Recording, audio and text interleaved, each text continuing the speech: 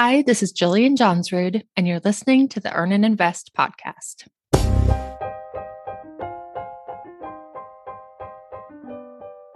I will never forget the first time I met Jillian Johnsrud. We were at FinCon, a digital marketing event for personal finance creators. I rolled out of bed one morning and stumbled into a talk half hungover, parched, and agonizingly hungry. As I felt my mind and body go woozy, there was Jillian, handing out breakfast bars to all the conference newbies who looked as green as me. I can think of very few people as truly lovely as Jillian. Yet as a content creator, she is barraged almost daily with an onslaught of online opinions. And let me tell you, some of them are not so kind. You know what I was told when I was a new content creator? You know you're making an impact when the haters start to show up. And isn't it the same thing with the rest of our lives? But how do we deal with all that bad juju and yet continue to grow and create? How do we fire the haters? Jillian Johnsrud is a writer, speaker, and coach. She is the creator of the Everyday Courage podcast, and her new book is titled Fire the Haters, Finding Courage to Create Online in a Critical World. Jillian, welcome back to Earn and Invest. I want to point to a recent Facebook post that you just put out there. You said, after a year-long break from Facebook, I'm back. Anything interesting happened in the past 12 months? Talk to me a little bit about your Facebook break. Why did you take it? Honestly, it was because I was on Facebook too much. And it was adding to, it was a really tough distraction. I had tried to create better boundaries, which is something I talk about in the book. Like, you have to create the boundaries that work for you. And I was having a hard time sticking to my own boundaries. So I said, okay, I'm just going to take a break. And I planned to take a break for a week. And I thought, I'll just come in and I'll check in once a week. And then week after week went by and I happily didn't come back. And so now I feel like, I think I'm ready. There's things that I miss. And so I think giving yourself an opportunity to miss the platform, to miss the good that it brings is a helpful reset. Let's talk about the good and the bad. Obviously, when you put something out there and you get these great comments, it feels really good. Talk to me about maybe your most memorable positive and negative comment, either on a blog post or social media, something that really sticks in your mind. I think the things that are actually the most impactful is when I meet people in person that have been following my work online, because then you get kind of the big unfiltered emotion. I wrote a story in the book about when we were actually at Economy and we were all kind of milling about the front of the stage, and I saw someone making a beeline and I could just tell by the look on her face, oh, there was lots of big feelings. It was just a lot. And it all comes out. And it's such, I love those interactions because it's so memorable for the person. If you've ever gone up to someone that you knew online, but have never met in person, that you feel like their work significantly changed your life. There's so many interactions that we forget, but we never forget those. And the negative comments, I probably haven't read the worst of them. I don't read comments from news articles. Generally, sometimes my husband does, but even then I'm like, you got to filter this. You can't just tell me everything. But it's all across the board. It's amazing how upset people can get over not just my work, but my life and my choices. And I posted something on Twitter, and it was the first time this has happened on Twitter. I posted something about a personal choice I had made. So it wasn't an opinion for everyone, something I actually did in my life.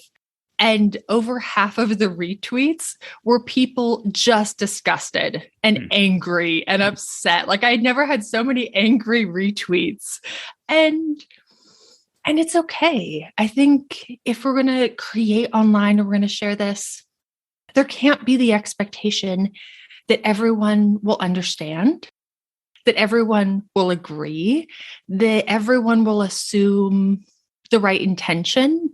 Other people have to have the freedom to kind of have their own opinions and their ideas, even if I, don't like them or would prefer they have a different opinion. You use a quote in your introduction from Johnsrud. You say, "A ship in harbor is safe, but that's not what ships are built for." Hearing about some of the negative reactions, it begs the question a little bit, why keep putting content out there? I think this is kind of a humanity question. And I think it's core to who we are as people, to create, to have ideas, to have stories, to share our experience, to share our inspiration, our personality, and hopefully that work. And this, by work, it could be a Facebook post, it could be a tweet, anything that you're putting out there. Hopefully it does great things and it interacts with that audience and it's a positive thing, but you can't control those outcomes. So a negative outcome doesn't mean that there wasn't also a positive outcome. You put one thing out there and it's interacting with hundreds or thousands of people, each of them having their own unique experience with the work you created. Yeah, we talk a lot about content creators and putting their content out there, but in a lot of ways, this is true for just your everyday person who's putting up a Facebook post, or even as you and I have talked about recently, someone who's just making life choices. Even if you're not putting it out there on social media, just the act of making life choices and decisions is going to ultimately get comments. Do you think our social media world of today has made things different? Like, when did the environment get so bad? When did the internet get so mean? I think it's inherent in the medium.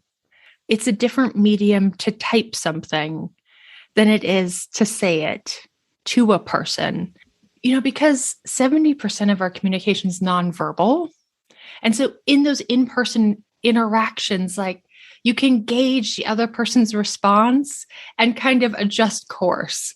If you're obviously hurting their feelings, if you're offending them, and this is, your friends or your family, you kind of adjust course. But when you just write stuff online and you miss out on all that nonverbal communication, it's so easy to be hurtful or judgmental or to have opinions where nobody asked for your opinion. I've even seen commenters, someone will post something and say, like, "I'm not looking for opinions. I don't need advice."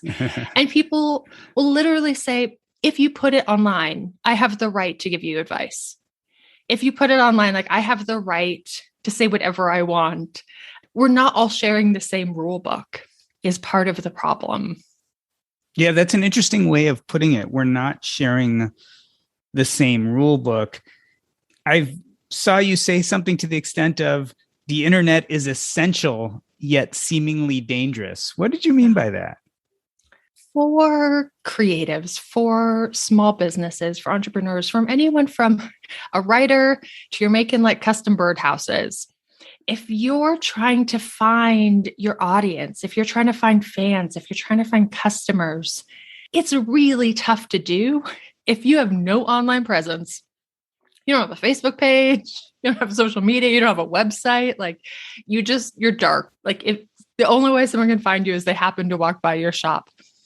Like, that's just not realistic. We have this incredible opportunity, but it feels a little dangerous because we are inviting, it feels, public opinion. And people have opinions on everything. They'll have opinions on your hours, on your location, on the paint color. Like, I used to work for a church and the joke was like, no matter what color the carpet is, someone's going to be angry. Like, trying to select new carpet for a church is a battle. And like, there is no unanimous, everyone loves this. And that's just transferred to this even larger platform online. I love this comparison with a church, because if you think of a church, this is usually a group of people who've come together because they know each other or want to know each other. They're kind of from the same locale. There's some sense of community there. We love to feel in social media, we also have a community, but in a sense, one of the powers of social media is that it really puts your content out there to the world, people who don't know you. And certainly that sometimes feels dangerous because they don't know you. They don't know that you were that really cool person handing out breakfast bars at FinCon when the rest of us were feeling bad. They don't have that context. Yeah.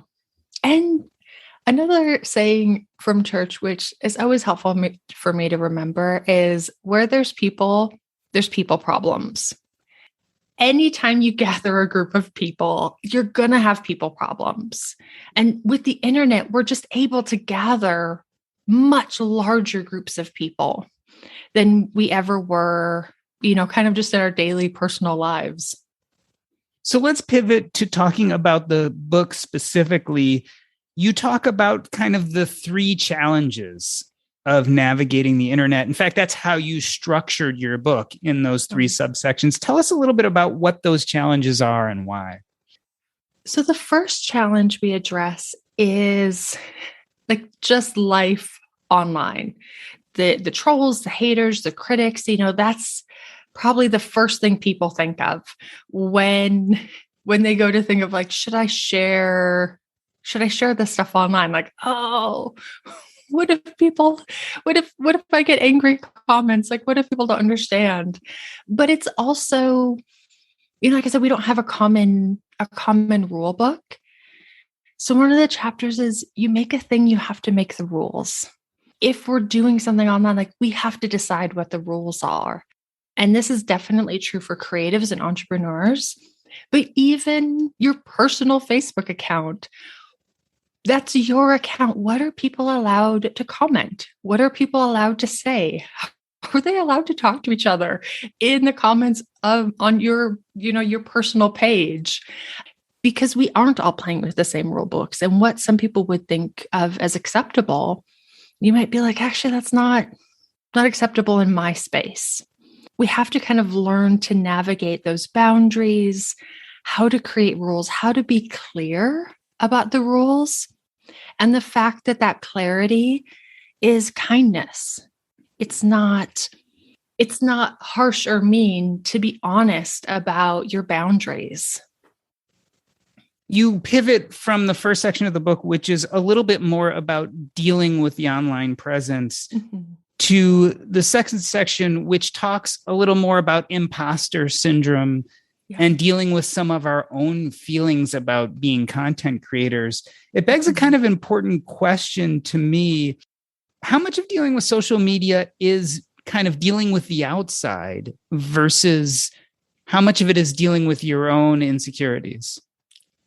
So that's what makes the outside so difficult, is that external criticism amplifies our internal critic. If we're criticized on something that we take no issue with, if someone criticizes me oh, you're freakishly tall, I love being tall. I've kind of wanted to be 2 inches taller. I'm a little shorter than my preference. So it's totally water off a duck's back. I don't care because I don't have an issue with that. What gets really tricky is when that external criticism pushes on our own self-consciousness, our own doubt, or our own insecurities.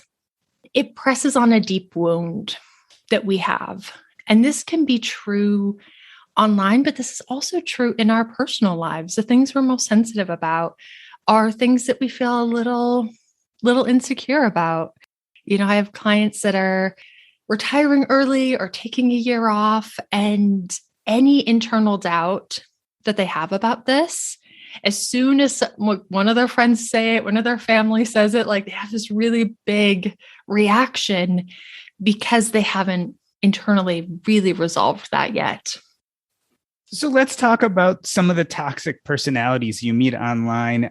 I love the terms you've given to them: the CEO of the internet, the dumbass, the troll, and the apple cart people. Tell me about some of these characters. Let's start with the CEO of the internet. What's the deal with them? Oh, I love the CEO of the internet because if you've spent like a minute online, you've met this person. They are the ones who are fully convinced that they're the boss of the internet, that they should just be CEO, and that like they get to make all the rules and everything has to like meet their standards and be up to their taste and reflect their own opinions. And if you do anything outside this little bubble that they define, they try to like fire you like you're their employee. And it's just such a weird mentality, but you honestly see it in like every single niche, every single field. There's someone who's just decided that they're the boss. For me, I get a lot of the CEOs of spelling and grammar, and people will email me or comment like, you should not be allowed to write. If you can't spell, you can't be a writer. Like, no one's going to take you seriously. Like, you have to hire an editor. And I'm like, I have to hire an editor? Like, this is my boss telling me, his employee, we need to add an editor to your team. And I'm like, pretty sure this is my life and my business, and that's my choice.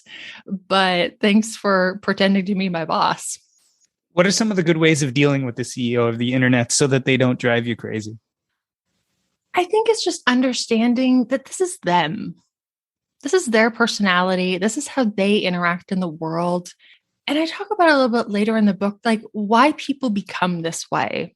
And it's often because it works for them. They're like toddlers. They're working with a toddler skill set. Like toddlers, like they throw fits and they're angry and they have tantrums and they try to get their own way. But generally, with decent parenting, people put boundaries around them and say, actually, this isn't like an acceptable way to communicate and to negotiate. And they learn better negotiation. They learn better communication. And some people never do. And it works. Like we tend to go with like the path of least resistance. And if this works in their life, you know, it works in their marriage, works with their kids, maybe works at their job, they just keep behaving this way. And that's not my problem. I am not their mom.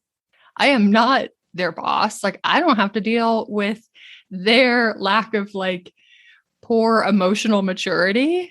And so I can just be like, sorry, not sorry. Like, actually, you don't get a say. Thanks for the suggestion, but I didn't ask for suggestions. Like, yeah, there's just emotionally stunted people out there, and that can't be my job. I feel like the dumbasses and the trolls, we kind of intuitively know what they are and what to do about them. Tell me about the apple cart people. What are apple cart people? So apple cart people are like the least suspecting form of haters on the internet because they can be very decent people. But like we talked about this deep bruise, sometimes there is something in their personal life, something that's happened to them that's created this deep bruise. The thing with a deep bruise, have you ever had a bruise that like it healed on the surface? Like you can't see it anymore, all the discoloration's gone. But if you know the exact point and you push on it really hard with your thumb, that person will howl out in pain because it's still there. And we're all humans. We've all lived life. Like we have these things that we carry around. And when you put something out there online, it mixes with that person's life. It mixes with their own story. It becomes kind of like a mythical, you know, Greek creature, like half one thing, half the other. And sometimes people have big reactions and it won't necessarily make any sense. Like it could be anything that you share about your personal life can set someone off. And sometimes the whole group of people is really upset about something, which we've seen a lot online in the last 2 years. And you'll say one thing and a whole group of people, it's like they kicked over an apple cart and all of a sudden stuff is everywhere. And it can really escalate and break into like it's like a farmer's market fist fight. Like, whole bunch of people get pulled in. Chaos ensues. Yeah, the term triggering comes to mind, right? It's usually someone gets triggered or a group of people become triggered, and it's this wave of reaction that starts small and gets bigger and bigger. Yeah. Yeah, and sometimes we can predict it. You know, we can understand it, but especially when it comes to an individual. I had a situation where I did a guest post, and admittedly, like, this guest post was overly flattering. Like, the way I strung this story together, I kind of looked superhuman at the end. And as soon as I started reading through the comments of like, you're so amazing, you're a wonderful person, I was like, oh, shoot, like, I should have balanced out this narrative, because obviously I did not include enough of my flaws in this guest post. And then one comment started with, you're the worst human ever. Wow. I can't believe how selfish. And I just was like, wait, what? What's happening? Like, what's going on? And it took me, you have to step back when you see something that's the outlier and go, where's this coming from? And it was probably just something in her life. This was a guest post about my life, and I highlighted a lot of different stories in my life. And it was tough because she had drawn some wrong conclusions, and she had filled in details with, I'm imagining her story, not really my story. And I talk about it in the book, but you have to give yourself the gift of being misunderstood. Not everyone has to understand. Not everyone has to have all the information. Not everyone has to come to the same conclusion that you do. And that's okay. It's okay for your work to reveal to someone that maybe they have a little bit more work to do.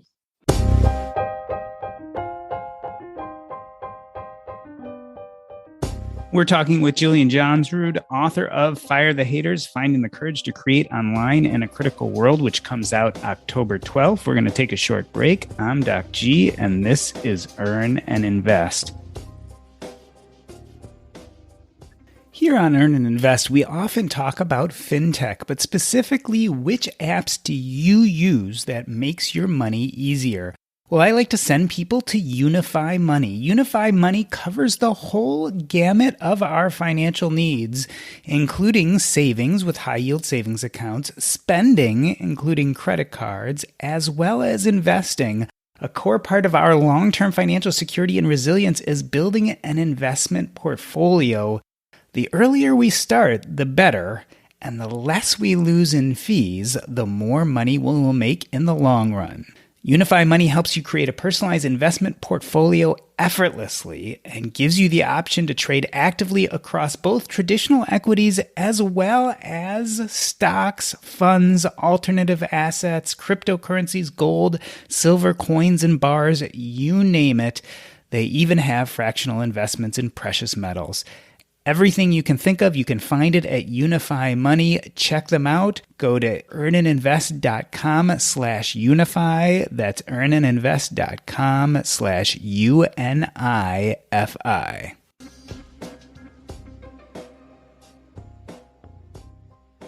Let me reintroduce you. We're talking to Jillian Johnsrud, who is a writer, speaker, and coach. She is the creator of the Everyday Courage podcast.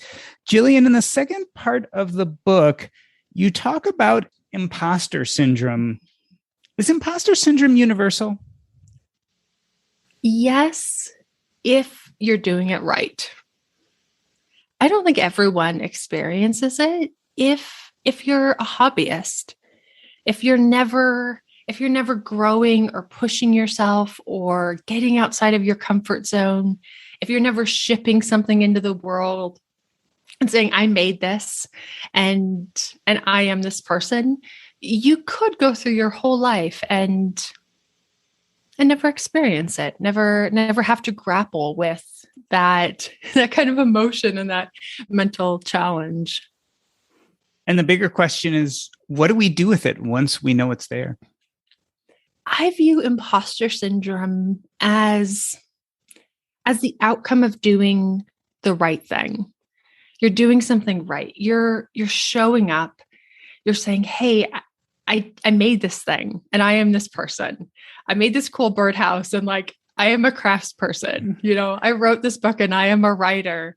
And you're shipping it out there in a way that's vulnerable and courageous. And that's what's triggering, like these growing pains in you. And I kind of compare it to if you've never gone to the gym, if you've never exercised and you have no idea what to expect, you somehow like just have no idea of like what exercise happens. And you get there and you start sweating and like moisture starts coming out of your skin and you freak out and you go, oh my gosh, what's happening? Like, where is this coming from? This must be a sign I'm doing something wrong. Like, this isn't normal. I should leave. I should never come back. Sweating is kind of like imposter syndrome. It means that you're doing exactly what you need to do to get where you want to go. And once you know that, like if you're at the gym and you start sweating a little bit, you go, I'm on the right track. Like I'm doing something good here. I should keep going because I'm making progress. And just internalizing and kind of flipping the narrative of what that emotion of imposter syndrome is. It's you're being brave and courageous and you're growing as a person, which is all fantastic stuff. So I think if people just kind of rewired what that means and how to interpret that feeling and emotion. And it's kind of like I talk about, you don't have to be the most experty expert to show up and to work and to try and to get better. You don't get to start at the top of anything. So yeah, you're shipping work and you're trying things and you're going to learn and you're going to fail and your skill probably won't match your tastes, like not right away. And all of that's just part of the process.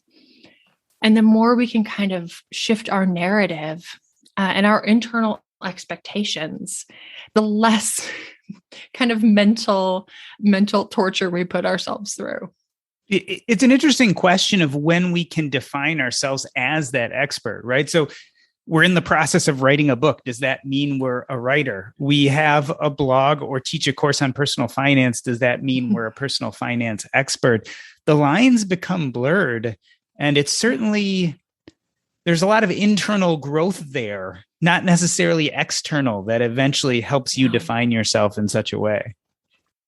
And I think the term expert generally isn't helpful for us as individuals ever. But in the last part of the book, I talk about like we can use our actions to tether our identity. So if you're teaching, you're a teacher. If you're writing, you're a writer. If you're speaking, you're a speaker. If you're providing a service, you are the person doing that service. And even if your outcomes aren't great, you're not the best, you're not the top of the pile, it's mediocre, you're figuring it out. If you're doing the thing, you are that person doing the thing. And I think, especially in American culture, and I'm such a perfectionist, it's becoming more comfortable with growing and learning and leaning into progress instead of aiming for perfection. You mentioned a few moments ago kind of the difference between taste and skill. How does that play into the imposter syndrome and what we're talking about right now? It's so difficult. Ira Glass has this quote about the fact that we go into things because we have good taste. But the reality is, and this is whether you're a musician, you're a politician, like you're a cake maker, you go into it because you have good taste.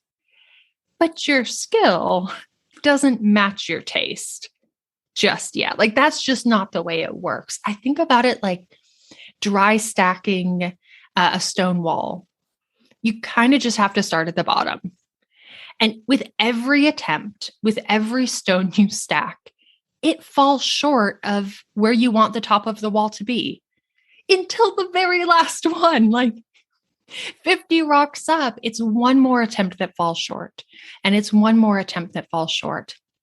And I think the people who get to the top of the wall and are able to stack that last stone are the people who develop a comfort and a way to mentally process this producing work that isn't your best, that doesn't quite match your taste yet. Like if you can move through that dysregulation and that discomfort and just say, okay, I'm aiming for progress, not perfection. Like, am I making progress? Am I getting better? Awesome. I'm doing what I need to be doing.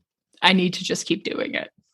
I know you and I have shared this thought process with podcasting, right? Because both of us went into the podcasting world listening to some of the greatest podcasts out there. So we developed this wonderfully great taste in podcasting, yet lo and behold, when you sit in front of a microphone, your skills are not necessarily in league with the taste you've developed. It can be disconcerting in the beginning. It's really uncomfortable. And I think we need to talk more about the fact that that's the price of admission. That's what you're going to go through to get where you want to go.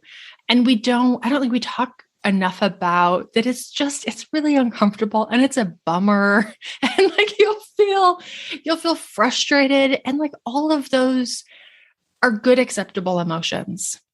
Like if that's what you're feeling, fantastic, because that means that you're not a hobbyist. You're showing up as a professional. You're shipping your work. You care about your work. You care about the quality. It matters to you. And that's why you're feeling all these emotions. So you're doing exactly what you need to do to get to where you want to go. Instead of, I had a new podcaster, very successful in other mediums, brand new to podcasting, come and say, how can I make my podcast just fantastic from the get-go? And I'm like, you can't, because you're not fantastic from the get-go. Like, where does that happen in life? The very first attempt is our best attempt. Like, no, we get better by doing. And that's another important lesson from the book is that your confidence and your clarity come in doing. Like we don't start with that. We earn that skill and that confidence and that clarity by continuing to show up. As you talk about the doing, it brings up another trap I think a lot of us with good taste fall into is we tend to over-prepare. Tell me a little bit about the difference between good preparation versus procrastination, because I know when it comes to social media and creation, and especially worrying about the blowback, it's really easy to fall into that trap of not knowing the difference. I've seen people prepare and wait for the right time and work behind the scenes, all in this attempt for perfection. And they're not actually making progress. All of this preparation is just a form of procrastination. Like at some point, you need to ship the work. And you probably need to ship it earlier than you feel ready. You need to ship it when you're in that like uncomfortable, frustrated. Like if you're still in that emotional state, fantastic, because it's the only way you're going to get better. And if you don't start shipping it and you don't start getting, sometimes the feedback stinks, but sometimes it's good. Like sometimes it's helpful feedback, but just the act of shipping and getting better. The other thing is, and I wish we talked about this more too, it's good to start at the bottom. It's good to start when nobody's paying attention. It's good to start when like nobody cares what you're doing. You'll put something out there and people will be all tied in knots. What are people going to say? What are they going to do? Like, what if everyone finds out? And you ship it out there and it turns out like no one actually cares. And it's not that big of a deal because nobody's super interested in whatever you care about. You care 100%, they care 1%. But that's a good thing. It's a good place to start because you get to hone your craft. You get to hone this process when no one's paying attention. Like if you want to be like a super famous like pizza maker, it's better to start when you're just making pizza for your friends. And then you're making pizza at a food truck. Then you're making pizza at like one little shop in your hometown before you try to like franchise out 100 locations.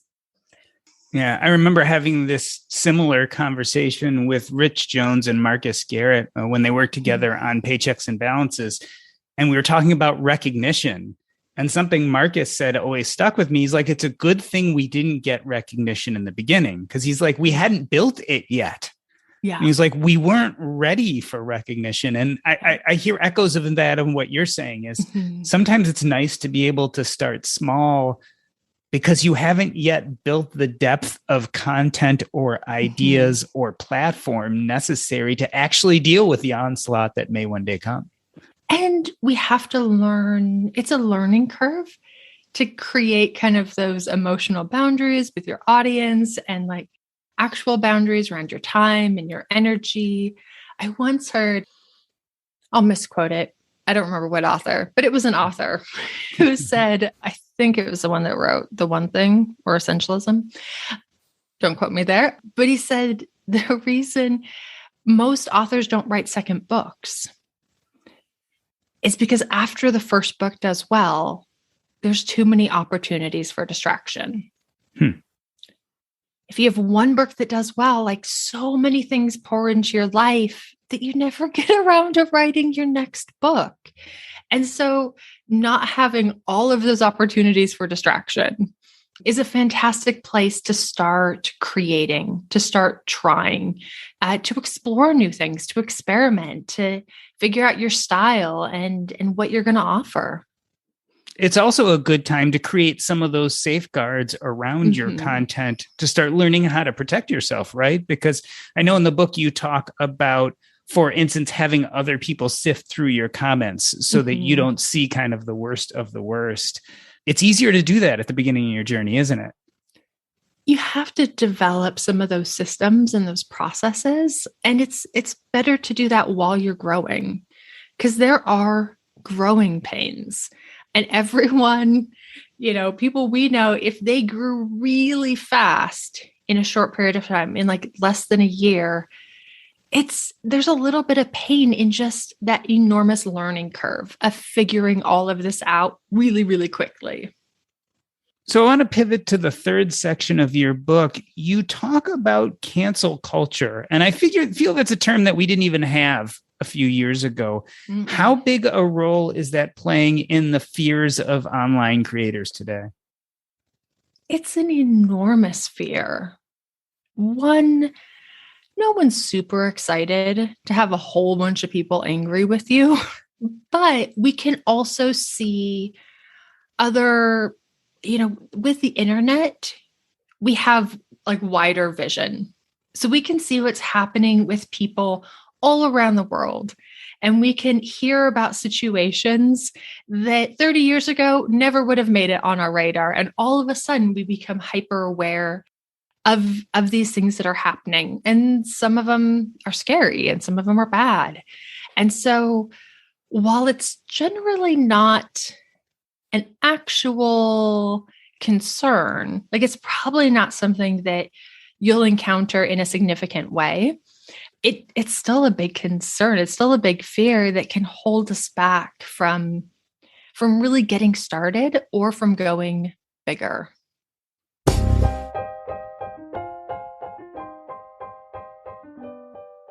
We're talking to Jillian Johnsrud, author of Fire the Haters, Finding Courage to Create Online in a Critical World. We're going to take a short break. I'm Doc G, and this is Earn and Invest. If you're part of the Earn and Invest community and want a place where you can go online and avoid the haters, the best place to go is our Facebook group. That's earnandinvest.com/Facebook. Again, earnandinvest.com/Facebook. There we continue the discussions that start every Monday and Thursday on the Earn and Invest podcast. We talk about personal finance, the economy, current events, you name it. We discuss it there. Check us out. earnandinvest.com/Facebook and become part of our community.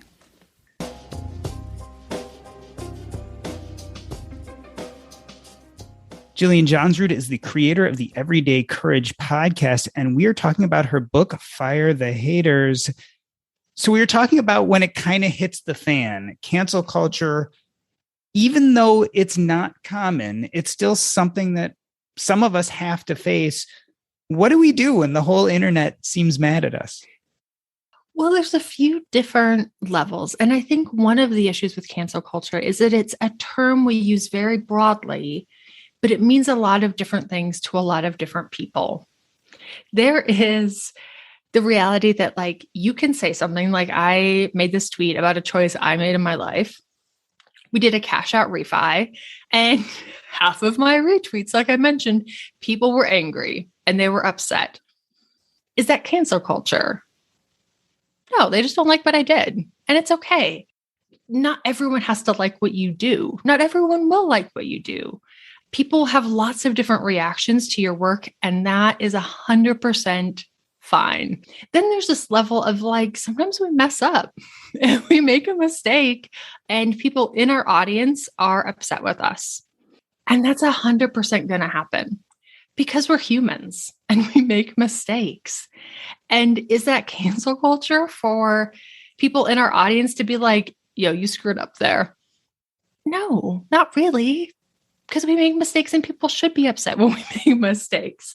And so we just have to learn how to make amends and how to apologize and how to be honest and how to do better in the future.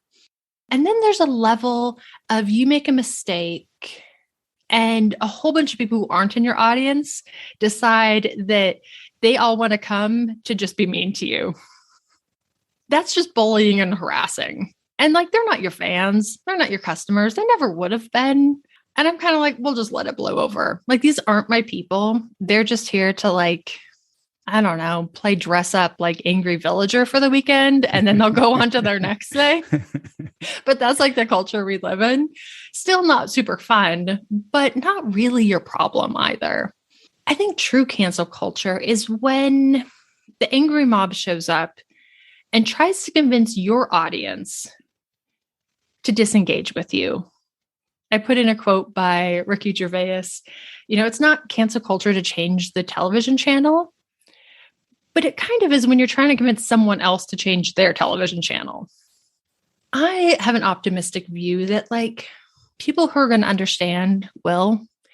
People who want to support you will.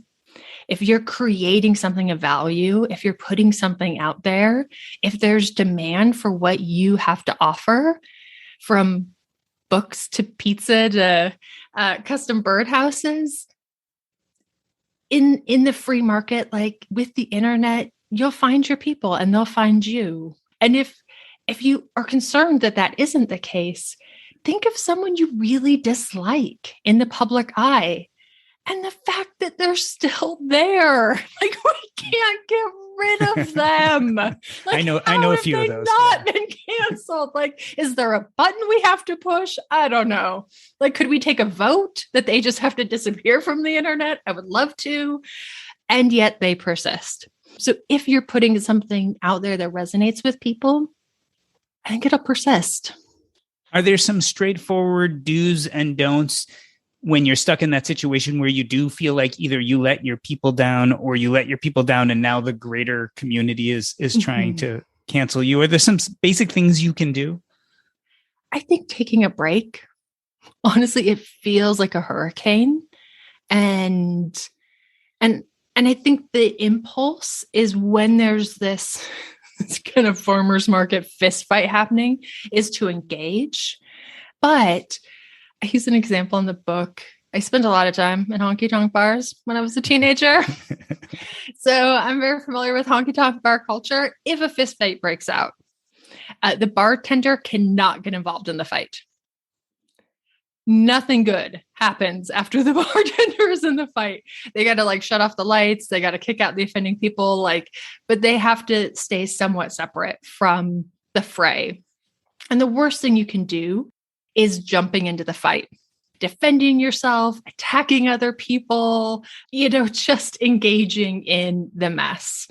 So if you need to step back and take a break from the internet, log out of Facebook, don't look in your comments for a couple hours for a day, that's better than jumping in the fray and starting to throw punches. But I think the people who do it well are the ones that, if they've made a mistake, acknowledge it, describe how they're going to fix it, commit to the process, and do better. And it's so refreshing in our culture to see someone say, wow, I really messed up. Yeah, I didn't mean to. That wasn't my intention, but I did. And here's what I'm going to do to try to reconcile that. That there again, people who want to be your fans will stay your fans. People who want to be your customers will stay your customers. And, the village mob will eventually move on, because there's always like, I don't know, new village to torment, new issues to be upset about. You mentioned this idea of over communicating, and sometimes that is actually very helpful. Yeah. It's, I got that advice from the editor of Entrepreneur Magazine.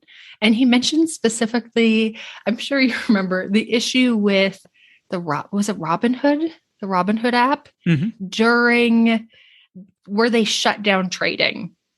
It was like a crazy situation. They ended up shutting down trading, but they didn't communicate anything. Not to the media, not to their customers, not to their investors. Like, they kind of went silent, and all of the communication was the media speculating on what they think is happening inside this company.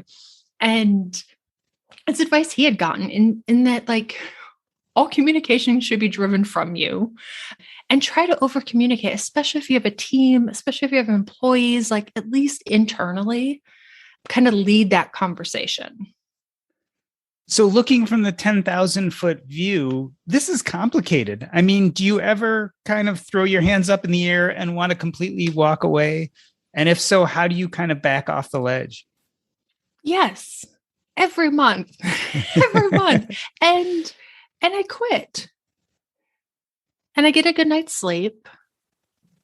And then I come back the next day, because especially if you're a creator and you're an entrepreneur, like, it's a lot. It's a lot of moving pieces, and you'll not just mess it up externally, but like internally, you'll mess things up. You'll overbook yourself, you'll overextend, like you'll disappoint your staff or something. And I think giving yourself permission to rest and to take a break and to have other hobbies, and then to come back and say, okay, I learned something. Like, I learned something about myself. And you make the thing, you make the rules, you make your schedule, you determine how your energy and your time is used. And now it's up to you to reject that and just to clearly communicate it. And of course, we're living in the midst of a pandemic. Do you think it's accelerated some of this online behavior that we're kind of fighting with? Online and in person, it's accelerated it, because we only have so much mental and emotional bandwidth. And for a lot of people, a lot of that's been used up. And so we're just not running on a lot of margin. We don't have a lot of grace. We don't have a lot of time to consider empathetically what a person might have meant or why they might have made that mistake. And it's just the agitation level is higher. And I think, especially in America, people are really agitated with each other, like just general agitation that for things that are happening. And so I think it has accelerated just people's frustration and their agitation online, and people are quicker to become the CEO of the internet. And like, I can't control what's happening over here in my life, but like, I can make sure you don't talk about this, or I can make sure like to police your tone of voice or to criticize you for your appearance or something, just as an outlet of control and frustration. What this conversation helps remind me especially is that, in a sense, I think we all are our own brands, whether we like it or not, and how we present ourselves, not only on the internet, but out in the world today now is open for comment. And dealing with those comments sometimes is difficult. Fire the Haters, Finding Courage to Create Online in a Critical World is a guide to dealing with the world and how they comment on us. Jillian, tell us if we are interested in buying the book. Is it available everywhere? Everywhere. Yep. And if we want to find you online or have comments, nice ones, I hope, how can people get in touch with you? Only nice ones. Yep. At Jillian Johnsrud. My websites.com, but that's what I'm on Twitter or Instagram. Yeah, at Jillian Johnsrud. This has been the Earn and Invest podcast. On behalf of myself, Doc G, I'd like to thank Jillian Johnsrud. That's a wrap.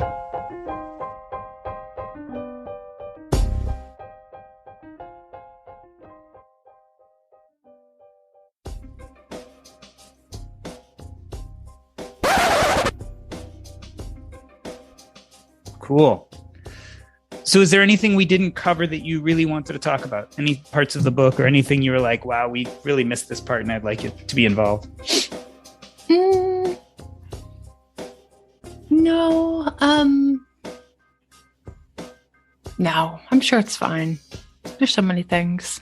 I really dug the book. I really felt like it addresses so many things that we're going through today. And I don't think up to this point there has been a really good manual about saying, okay, this is our realities and we can bitch as much as we want about the realities, but we're not going to get rid of online commenting. We're not going to get rid of even nowadays in-person commenting.